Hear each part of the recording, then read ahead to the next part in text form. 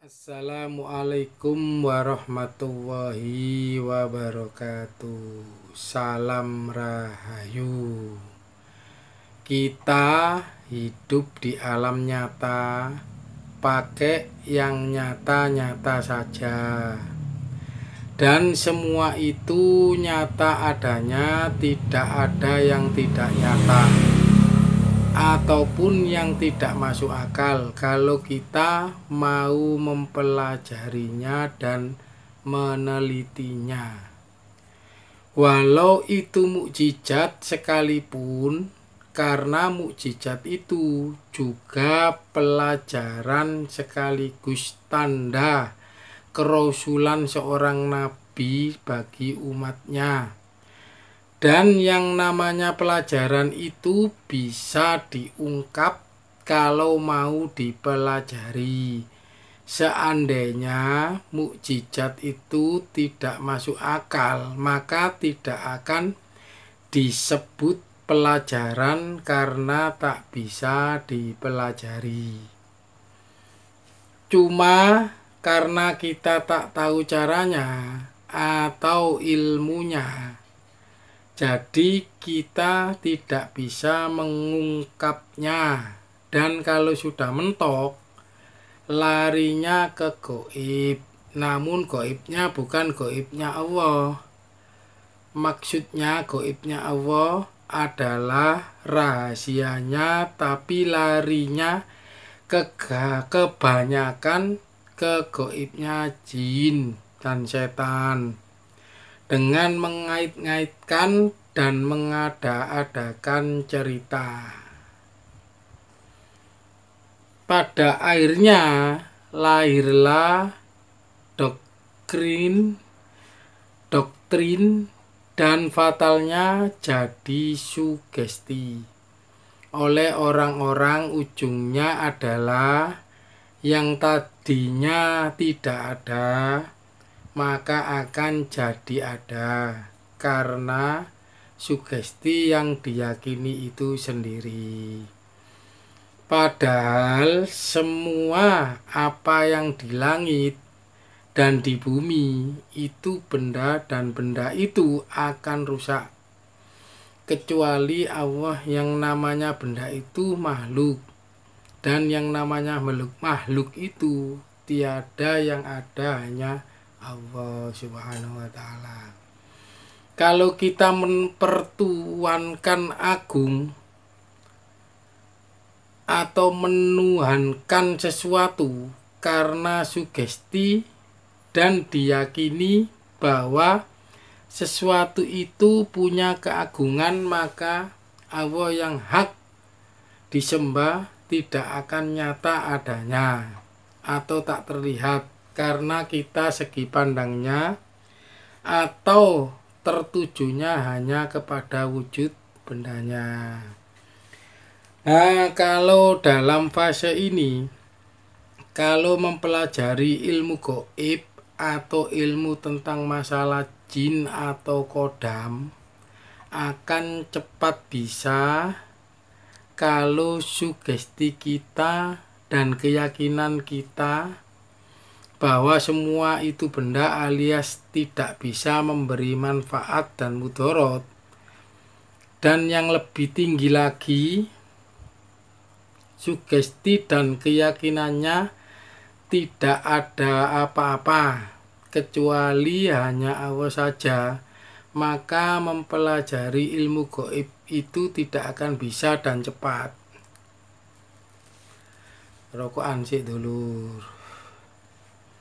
Namun membuang sugesti dan keyakinan kita terhadap benda juga sulit kalau kita sudah menggantungkan atau mempertuan agungkan benda tersebut.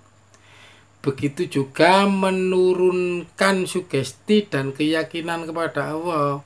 Dan Allah di sini bukan hanya sebatas namanya saja, tapi yakin pada zatnya, sifatnya, perbuatannya.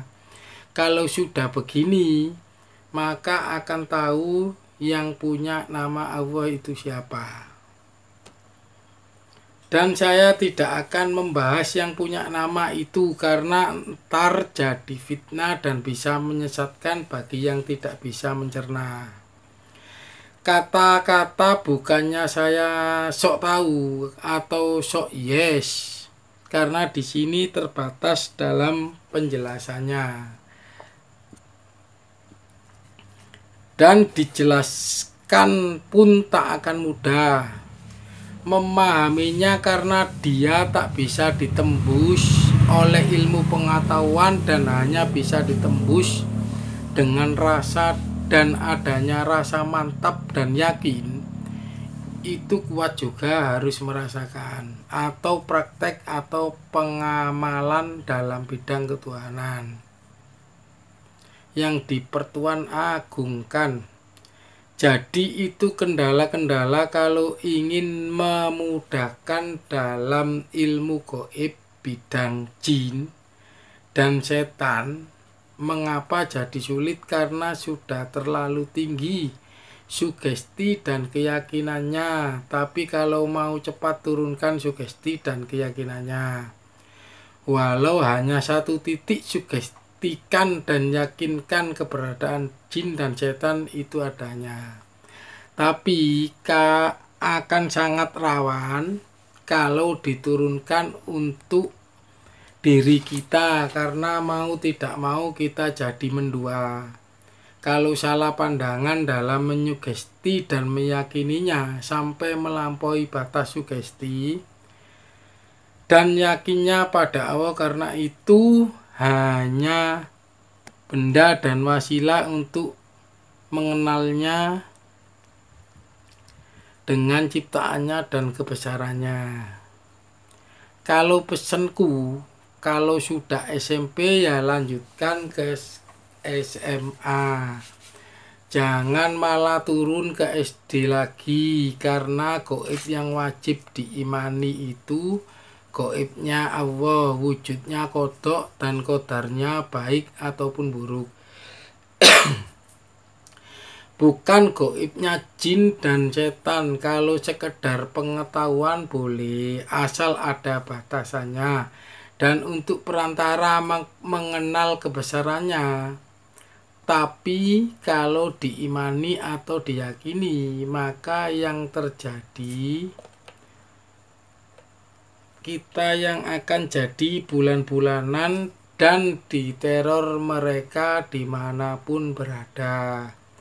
Dengan adanya penampakan-penampakan yang kita lihat walau hanya sekilas, tapi kalau diimani terlalu dalam, maka mereka bisa menyakiti kita dengan teror mereka hingga kita jadi ketakutan yang amat sangat, akhirnya jadi penyakit. Atau kalau yang punya jantung lemah bisa mati karena rasa ketakutannya.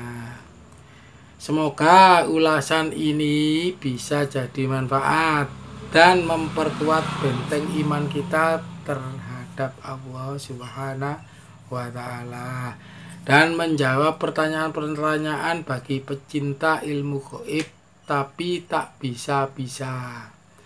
Dan semua risiko tanggung sendiri. Kalau ada kata yang kurang berkenan, mohon maaf, dan saya tidak akan memojokkan atau menyalahkan satu golongan apapun. Semua keputusan terserah bagi yang menjalankan, karena semua sudah tahu Allah itu Maha Pengasih dan Penyayang dan tidak akan pernah marah, mengazab, menghancurkan hambanya, karena yang marah, mengazab, menghancurkan hambanya adalah perbuatan kita sendiri yang menjadi sebab musababnya. Salam sejahtera untukmu semua. Rahayu.